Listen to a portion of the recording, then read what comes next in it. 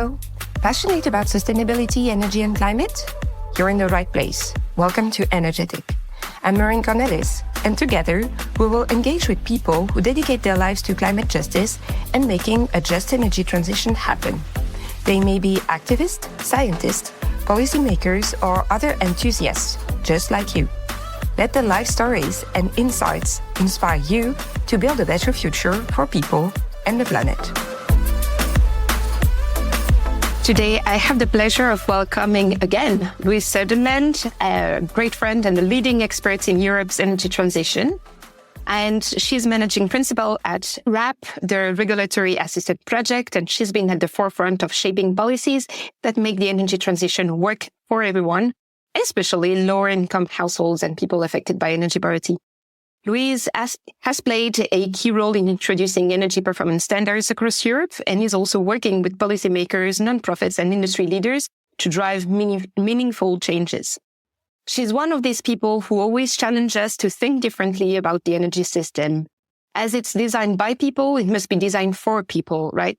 So if some are being left behind, we have the power to change it. So in this episode, we'll explore the EU's Fit for 55 framework, breaking down what's been achieved and why it is crucial to keep these wins front and center as we move into implementation. We'll also dive into her key takeaways from the New York Climate Week, looking at the importance of energy justice and how we can bridge the gaps in sustainability goals as we push forward.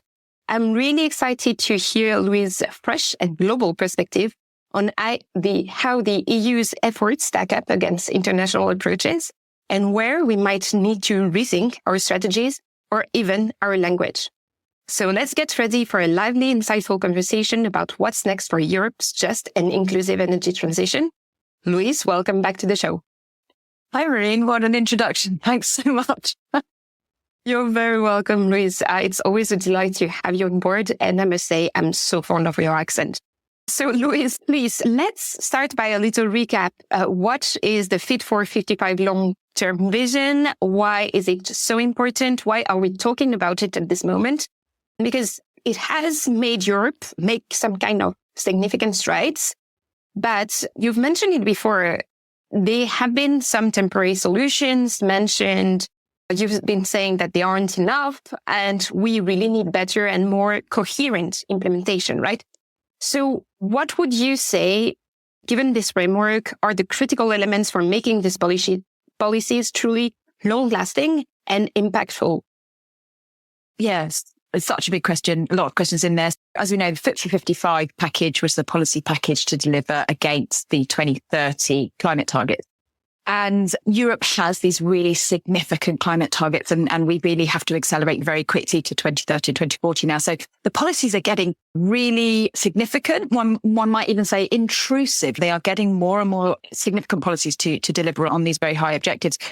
And what I think it's fair to say that the European Commission and then actually all the negotiators negotiating the different files did try to do is to ensure, as was the label on the front of the package, that actually people weren't being left behind, that there was a more significant than ever balancing of the climate and the social objectives. And looking back across what was achieved, and bear in mind the package really is a package, it's lots and lots of different bits of legislation. And they weren't all negotiated at the same time. They weren't all negotiated by the same negotiators.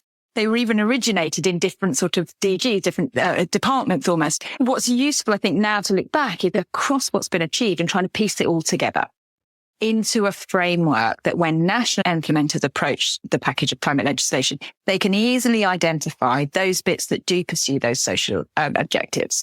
And so that's what the kind of my work has been over the last sort of six months or a little bit longer, to really try and look across all of the different directives and look for the really significant pieces. I think the one key takeaway, and this is obvious to anyone working in this space, but I think it's worth saying again, is that there is no one policy.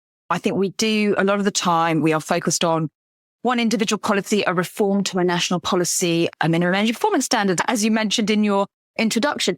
But there is no one policy that is really going to solve or serve. I think what's been useful for me to find is the package together does hit a lot of the big pieces we need. So it's got key measures to ensure that energy poverty alleviation and consideration of those people who are least likely to be the first in line to benefit from the transition, that their considerations are up in the political agenda. So, of course, we need definitions and measurement. Can't name it. We don't measure it. Unfortunately, it never gets political priority. And we've got procedural elements to make sure the right people are in the room or are consulted when decisions, strategies are being made.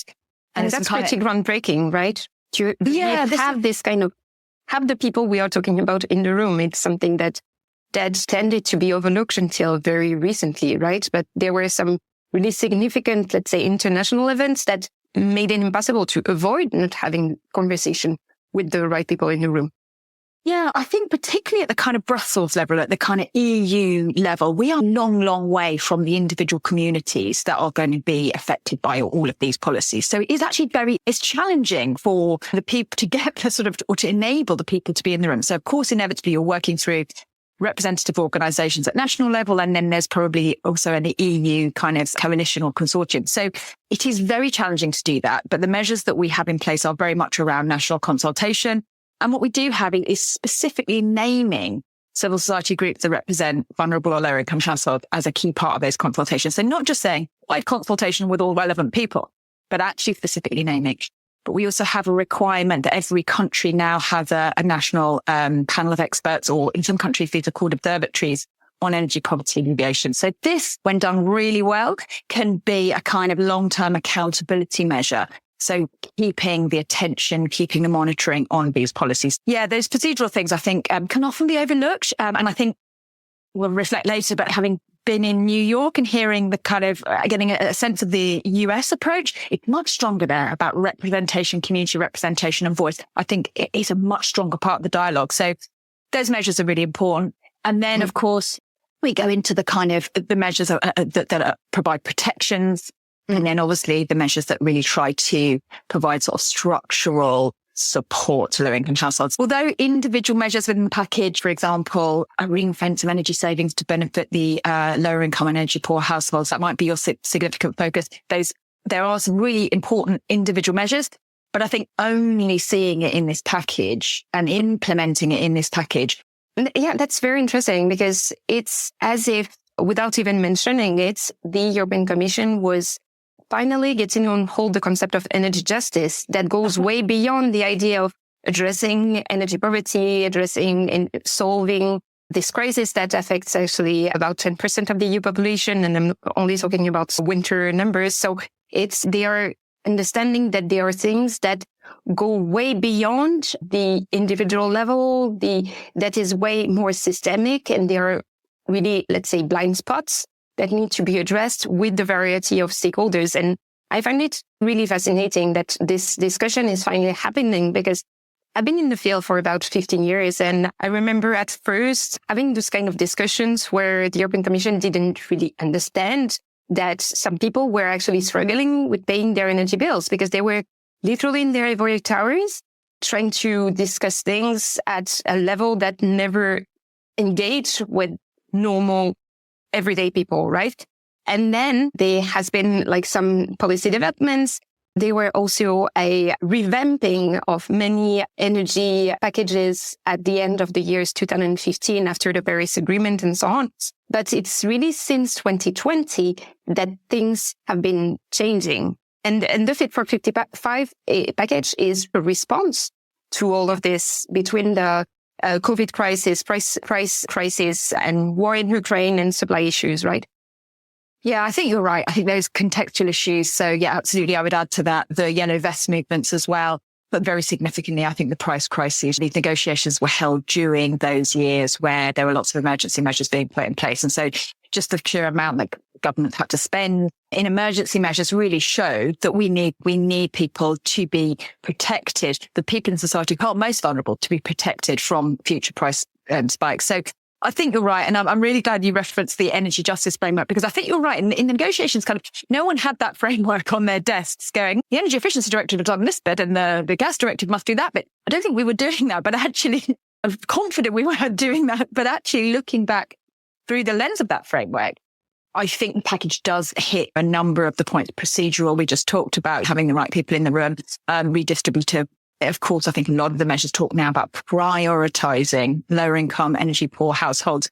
through the energy efficiency measures, which of course we haven't done in the past. So I think that's been really interesting to see that play out. It's still some blind spots. Yeah, can you tell us about those kind of blind spots? Because you mentioned like the stakeholders, you mentioned the accountability, which is actually something that in previous positions I've been advocating for. Be accountable. Make sure that the stakeholders are accountable, that there are ways for people to say, hey, something is wrong and we need to fix it. That there are some really processes to make sure that people's concerns are heard. And there are also ways to really make sure that the national governments, local governments do actually implement what is very ambitiously put in the various EU documents, right? And also in the kind of international document that we will mention in a second.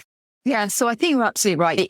There is a lot in the directives now, and of course it's not perfect. There's a lot more that could be done. But in terms of, I think, what's achievable, what's actually implementable right now, it is a lot to already be getting on with. So I think my call would be really exactly as you say, invest in accountability being the European Union, the Commission and the member states to make sure that those pieces are actually receiving the focus, because of course there's a lot in this climate package and there, of course, national implementers will be prioritizing. And it's very easy, I think, to prioritize some of the big pieces around the energy and climate transition and maybe not so much some of these other pieces. So I think absolutely the support, if very importantly, technical assistance, support from civil society, and the accountability that you've mentioned. I would say though, reflecting back on the energy justice framework and also reflecting on the dialogues that we see from other countries, I think maybe for the next iteration, where I think in Europe, we haven't focused enough, we haven't reckoned. If I had a crystal ball, I'll be thinking this is what we were thinking about next. I think it is that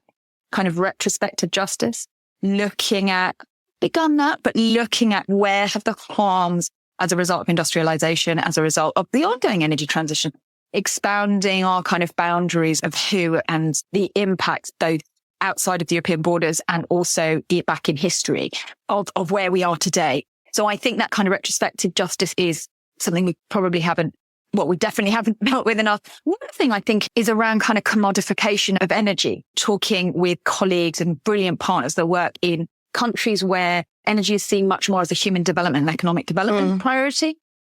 Yeah. It does require us to reflect on, have we over-commodified energy? Is it the fact that we have only just as a result of this energy package in this 2024 in Europe, just achieved a prevention for people to be disconnected from their electricity supply when they are vulnerable? We've only just achieved that at European level. It is astonishing. That gives you an indication of how, I think, to my opinion, electricity has been more of a commodity than an essential service. And I think there might be a balancing, or there could definitely be a discussion about that balancing back out. Yeah, that's really interesting because there has been a lot of discussion around energy being a kind of a universal right. And it goes beyond the kind of being provisioned with energy. Right now, there are also some discussion about the fact that there is this sustainable development goal that is about 2030 getting full access to electricity, clean electricity worldwide. But actually, it's going backward at the moment. About 700 million people don't have access to electricity at the moment. And let's say maybe the double figure goes into people having access to low quality electricity, right? So it really puts a lot of things into perspective. And when we think of us, developed countries, we think, okay, we have achieved this kind of universal access to electricity, but it's actually not completely true. There are some people who are still making huge efforts to just afford the minimum. And it's not because of their individual situation, but as you said, it's about this kind of policy blind spots that are inherited. And I'm thinking women, I'm thinking racialized minorities, I'm thinking of some rural communities, Roma groups as well, who have been really left behind into the conversations. I think it's really interesting also that somehow those conversations are happening or starting to happen at European level while we were not looking at these issues, right? But we must start looking at these issues because we have the kind of international, let's say, context that pushes us to say, okay, now it's about shifting to a green transition, but how we can do it in a way that is very inclusive. And bridging to the climate week in New York, it's also something that I find quite interesting in the US because they are a little bit more advanced on those kind of issues, looking at how this systemic discrimination is actually fostering some form of energy poverty or energy insecurity, right? Yeah, it was a fantastic opportunity to go to Climate Week, and I really focused. So I was there because we as RAP jointly organised with INET, which is a network of think tanks, and Crux, which is a philanthropic funder. We jointly organised a global energy equity event, panel discussion, which I'll talk a little bit more about in a minute. But that was a fantastic opportunity to organise that and invite these kind of partners doing fantastic work across the globe to sit and all talk about our experiences. So that was a fantastic opportunity. But yeah, to your question. So while there, I prioritised going to hear and listen to as many of the kind of energy and climate justice events as I could. And yes, I will highlight one fantastic event organised by HBCU, the Historically Black Colleges and Universities organisation at Columbia University. And it was an absolutely incredible event, conference you've ever seen before in a lecture theatre. So everything looked as you might have seen in other conferences. But the agenda, the speakers, I laughed, I cried. We had hip hop about seeds in urban environments. We had singing. It truly was an incredible achievement to have that, to put on that kind of conference. And what I really learned, one of the things I really learned is that I think the movement, the climate justice and energy justice movement in the US, I think is much more kind of rooted in the history of civil rights, environmental justice, and land rights. So we really saw from communities, indigenous communities in particular, who have struggled is the wrong word, underestimate, but who have been challenging and fighting for generations around kind of land rights, but then also huge pollution incidents that affect and are on their lands and then affect their communities. So it feels much more visceral, that conversation to me. And I think, again, that's where I take the reflection from back to the EU, is that I think we probably aren't considering and reckoning with those kind of past injustices as much as I think it is being achieved in the US. It's super interesting because I had exactly the same kind of observation when I went to COP28 last year in Dubai. There were those kind of indigenous groups who were marching for energy justice to be taken into consideration, who were really shouting for bigger, more systemic solutions to be found. And really, they were doing it in a way that somehow we could see as maybe a little bit exotic if we were really with this kind of Brussels lens, a little bit too used to the same kind of setting, the same kind of solution. But this was very genuinely inspiring to see people do things very differently from what we are used to. Yeah, absolutely. It's very much not people in suits and lobbyists. But I think just one reflection, what I did learn as well, but particularly from those indigenous groups, that strategy of going to international organizations was when they'd failed at national level and state level. So that was also really fascinating, that I think in the EU, certainly in my experience recently, there's been a willingness and progressive movements. We have found the audiences with the policymakers and that's been successful. But when you aren't finding those audiences, then the need to go to these different international structures. And you already mentioned the Sustainable Development Goals. And I think those are really essentially underpinning everything we've done. And of course, at European level, those are supported by the Pillar of Social Rights, which I'm pleased to see coming up in the new Commission's agenda, this focus on social aspects of the union as much as the kind of energy and economic. Yeah, that's absolutely fascinating, and really something like a topic that we will need to follow in the next 5 years, because there are also some concerns from NGOs that those topics will be a little bit watered down within something more linked to, let's say, industrial competitivity and so on. But at the same time, maybe we also need to have the conversation at 360 degrees, because climate change is affecting everyone, everywhere, but with different ways. And somehow energy policy is a way to address climate change, right? It's not, it's exactly the topic of the conversation we had with the previous guest, Cosimo Tanzini from the EB, that really we have to see energy policy as part of a broader solution. And what you just mentioned about the European Pillar of Social Rights and the role of civil society and unions is the episode just before that with the Toscany Bell from EBSU. So that's really great. And to our listeners, please tune into those episodes because they are really super interesting too. But yeah, Louise, so let's say you've been mentioning many different concepts, and one that I've been hearing maybe only once was energy equity, but you have a lot of things to say about really specifically this term. So what is energy equity in your view? How do you frame it? Yeah, it's the age-old question, isn't it? What the language we use and what it actually means and what it means to who. I think a big change that we've seen, or we are seeing, when I was describing the European framework, I was talking about energy poverty. And that is absolutely, I think, a big focus of the new positive aspects of the European framework. They are focusing on lower income households who have very high energy burdens. And that is important. And the other aspect that not central to my work, but is also the kind of just transition. So transition regions who've been very reliant on coal and carbon intensive industries. So those have been, I think, the two key focuses. And I think that's important because we need focus. But I do think a wider understanding, not just thinking about that very extreme end of not being able to afford sufficient energy services, but actually thinking more broadly on an equity perspective. Then I think that does include concepts. Who's owning the energy that you are receiving? Do you have control? Are you at mercy of the markets or at mercy of your utility supplier? Or do you have options? Are we engaged, as we said, with those kind of are we enabled to be engaged in those procedural issues? So I think it's the energy equity issues, I think, allow us to, exactly as you say, think a little bit more broadly. Maybe not quite 360, but much more broadly than we have been. Not just about supply and affordability, but about broader aspects around, as I say, access and ownership.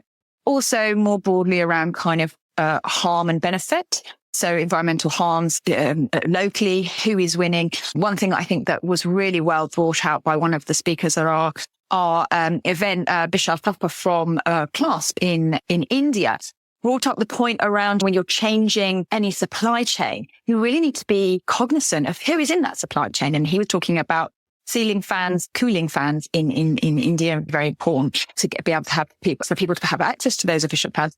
But actually, when you change the efficiency standards to make them more efficient, you're really putting a lot of burden on small manufacturers and the SMEs. So I think energy equity kind of expands us from the individual focus and on the affordability focus to a much broader range of focuses.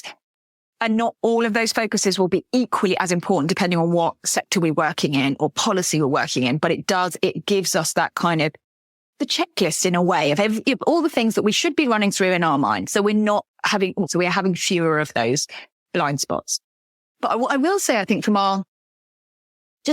picking up on your point around kind of international commitments and 360-degree view, we asked ourselves before organising this global energy equity event, why global? Actually, these are issues that really affect people quite locally in individual communities. And we know the solutions are local and they do need to be locally adapted. So why are we flying to New York to do a global thing? This was a question I asked myself many times, given I've tried not to fly. But actually what I learned from the event is there were so many issues that the other speakers raised. And it's speakers from the African region, from Brazil, India, from the US, and then of course me. So many issues we're very familiar with. We are all tackling, I think, some largely very significantly similar issues. So things like investment in infrastructure. The energy transition is a huge opportunity. We are changing the whole energy system. This does mean changes in huge infrastructure. We can either have a social lens when we change that infrastructure, or we can just deliver it for infrastructure's sake. And I think that came out particularly clearly from colleagues from ITDP working in the transport sector. Of course, access to transport, different modes, safety, the accessibility, the cost of those modes is very important. Another one was, of course, SMEs, as I've described, the supply chain, and then gender and representation came out as well. I think just listening to these colleagues, I think we did record it, so I'd love to share that more widely, and of course everyone should go and listen to it. But I think I listed sort of 9 or 10 in a relatively short event of common themes. And I think the other thing, as well as I've learned through talking to RAP colleagues in India and China in particular, and then working through events like this with colleagues from the rest of the world, is that it shows you where your cultural biases are. I think it shows us where our gaps are. I think in the EU, we do think we're quite progressive. Largely, my experience has been all quite progressive, particularly on climate. We are ahead, and then we're also trying to tackle these social issues as well. But it really shows you where the assumptions that you come from are not are not innate. They are assumptions that we've created. Please tell me more. I'm surprised to share your thoughts. That's really interesting because, as you just said, those conversations, yes, they touch the very local, the personal story of the people. But the challenges, the carbonization challenge, the digitalization challenge, it's actually a global conversation we need to have. That's, of course, we talk about different things when we say energy tariff. In the US, you say energy rates, right? But it goes beyond that. So please tell me more about this kind of blind spots. And I think we again go back to the fact that English is a dominant language, and maybe we expect people to think the same way when we use the same language. But there are so many subtleties depending on where you are living and what you're experiencing on a daily basis.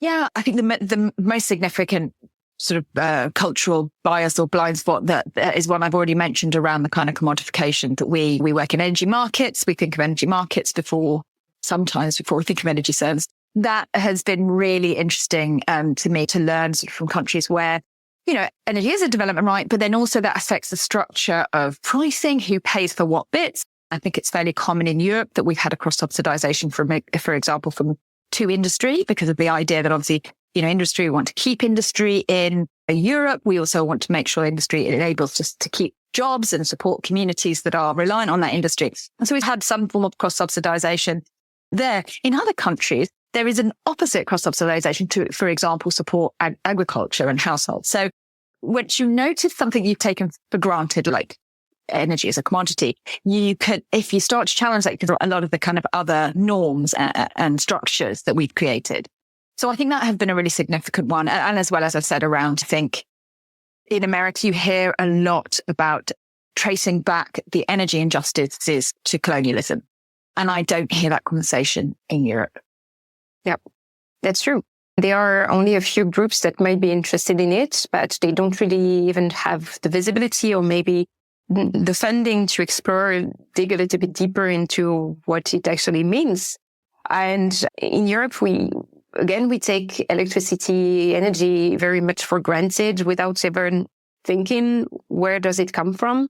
Whereas you mentioned supply chain, etc., but it's also about kind of raw materials, where are they sourced, etc. So those are questions that will emerge very soon, right? Because we also need to understand that we have an impact when we use electricity or gas, and it's not only like the cost of running it, but what comes before, right? And it's the kind of legacy cost, if we want, right? And it's something that is always more visible as we talk more and more in EU about circularity. But circularity and energy, for the time being, they're a little bit like two different topics, right? Yes, of course, Russia's invasion of Ukraine and the very swift need to stop import of Russian gas made us think immediately about where we are importing raw materials or goods and services from. And so I think that's definitely increased focus there. I think particularly as the EU, because we are a bit further ahead than many other regions in the climate work, two things are happening. One is obviously very clearly we'll be importing a lot of the solutions that we need. So I'm thinking raw materials for cars themselves, perhaps, electric cars, heat pumps, heat devices, batteries. These all have impacts on positive and extractive impact in other communities. So I think more focus there is another reason, obviously, for this kind of global perspective. I think the other sort of impact of us moving quite fast is the policies that we are introducing are, as I say, getting more intrusive. So it is going to be a huge challenge, I think, to both keep a focus on within the countries of the EU that the policies affects that are asking you to do different things in your life, asking you to do something different with your home, asking you to take transport options in different ways, really asking people to buy different things. That's all getting quite intrusive and therefore needs a lot of energy and inclusion to manage. But then also we need to be keeping an eye what impacts we're having on other communities in the rest of the world. So yes, it's very challenging. And I think reflecting on the negotiation process, I do think we need to be careful to not let this overwhelm us, because I certainly found the negotiation process quite emotional, of course, quite complex. There were some fantastically successful campaigns, I think, from organizations like the Right to Energy Coalition that really did manage to keep the social objective high on the agenda. And that was fantastic. But then, of course, when you get a joyous email from a policymaker saying, oh, we want to do more on this, what do we do? You have to go very quickly from campaigning mode into the mode of, we really know what's in that directive. No, we know what can be adjusted. We know what can be asked for new, what's in scope, what's out of scope. And so it's very technically complex, but I think it's also very emotionally complex. And I did see, of course, a lot of very passionate people who want to achieve great things. But I think there's also within the climate movement, a lot of people who we have not won on climate yet. And so there was a huge caution about slowing down and anything that might slow down the climate movement. So we do, and you will have heard this as well, Marie, we do hear people saying, why does climate policy need to be more socially just than other policy? And I can totally see where that is coming from in terms of it's not an entirely bad place. The people who have been working for their lifetimes on climate and really are very passionate and fearful that we're going to go backwards. But at the same time, that pushback, we really need to be able to unpack that and to show that there may be compromises along the way. But overall, we are balancing climate and social objectives is the only way we will get there. Yeah. So there's a lot of work we need to do, I think, to support our networks and support our kind of colleagues and partners as this whole thing gets more complex.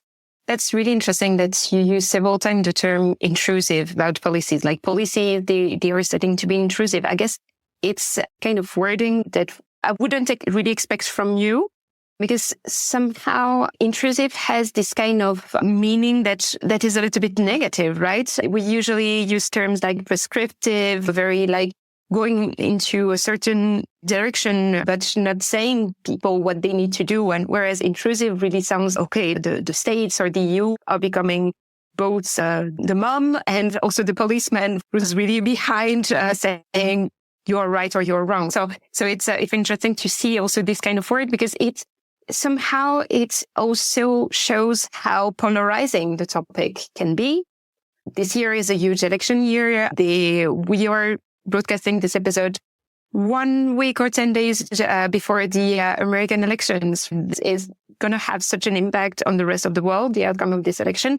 And of course, we are only a few weeks away from COP29 in Azerbaijan. So that's also where the New York Climate Week was also a kind of, let's say, springboard for what's going to happen in Azerbaijan, right?